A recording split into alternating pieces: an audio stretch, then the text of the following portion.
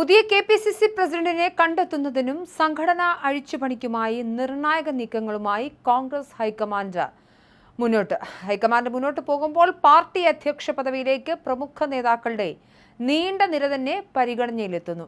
വിഷയം ചർച്ച ചെയ്യുന്നതിനായി കേരളത്തിന്റെ ചുമതലയുള്ള AICC general secretary Deepa Das Munshi വരും ദിവസങ്ങളിൽ കോൺഗ്രസ് പ്രസിഡന്റ് മല്ലികാർജുൻ ഖർഗെ, രാഹുൽ ഗാന്ധി എന്നിവരുമായി ഡൽഹിയിൽ കൂടിക്കാഴ്ച നടത്തും. സംസ്ഥാനത്ത് നിലവിലെ രാഷ്ട്രീയ സംഘടനാ സാഹചര്യങ്ങൾ വ്യക്തമാക്കുന്ന റിപ്പോർട്ട് കൈമാറിയ ശേഷം ദീപാദാസ് മുൻഷി കേരളത്തിലെത്തി നേതാക്കളുമായി നേരിട്ട് ചർച്ചകൾ നടത്തും. സംസ്ഥാന തലത്തിൽ നടക്കുന്ന കൂടിയാലോചനകൾക്ക് ശേഷം മുതിർന്ന നേതാക്കളെ ഹൈക്കമാൻഡ് ഡൽഹിയിലേക്ക് വിളിപ്പിക്കും. പുതിയ പ്രസിഡന്റിനെ നിശ്ചയിക്കുന്നതിൽ മുഖ്യമന്ത്രി വി.ഡി. സതീശൻ, ആഭ്യന്തരമന്ത്രി രമേശ് ചെന്നിത്തല, എഐസിസി സംഘടനാകാര്യ ജനറൽ സെക്രട്ടറി കെ.സി. വേണുഗോപാൽ എന്നിവരുടെ നിലപാടുകളായിരിക്കും അതീവ നിർണായകമാകുക. മൂവരുടെയും പിന്തുണയോടെയുള്ള സമവായ സ്ഥാനാർത്ഥിക്കാകും സാധ്യത. നിലവിലെ കെപിസിസി പ്രസിഡന്റ് സണ്ണി ജോസഫ് മന്ത്രിസഭയിൽ അംഗമായതോടെയാണ് മുഴുവൻ സമയ പ്രസിഡന്റിനായുള്ള ചർച്ചകൾ ശക്തമായത്. വർക്കിംഗ് പ്രസിഡന്റുമാരായ A P. Anilkumar, P C. Vishnunath, youth Congress president O J. Janeesh, AICC സെക്രട്ടറിമാരായ P C. Vishnunath, Roji M. John, KPCC general secretary K A. Thulasi തുടങ്ങിയ പ്രമുഖരെല്ലാം ഭരണതലത്തിൽ മന്ത്രിമാരായതിനാൽ ഒരു വ്യക്തിക്ക് ഒരു പദവി എന്ന തത്വം കർശനമായി നടപ്പിലാക്കണമെന്ന ആവശ്യം പാർട്ടിക്കുള്ളിൽ ഉയർന്നിട്ടുണ്ട്.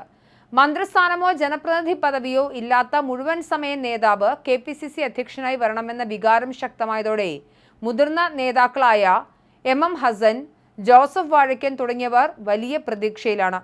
മുൻപ് കെപിസിസി താൽക്കാലിക പ്രസിഡന്റായും IUCC ഭാരവാഹിയായും പ്രവർത്തിച്ച പരിചയസമ്പത്തുള്ള എം ഹസനെ സംഘടനയെ നയിക്കാൻ വീണ്ടും പരിഗണിക്കണമെന്ന വാദം ഒരു വിഭാഗം ഉയർത്തുന്നു.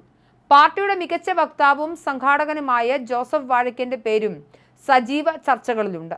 അതേസമയം സംഘടനാ തലത്തിൽ യുവാക്കൾക്ക് പ്രാധാന്യം നൽകണമെന്ന തത്വവും ഹൈക്കമാൻഡിന്റെ പരിഗണനയിലുണ്ട്.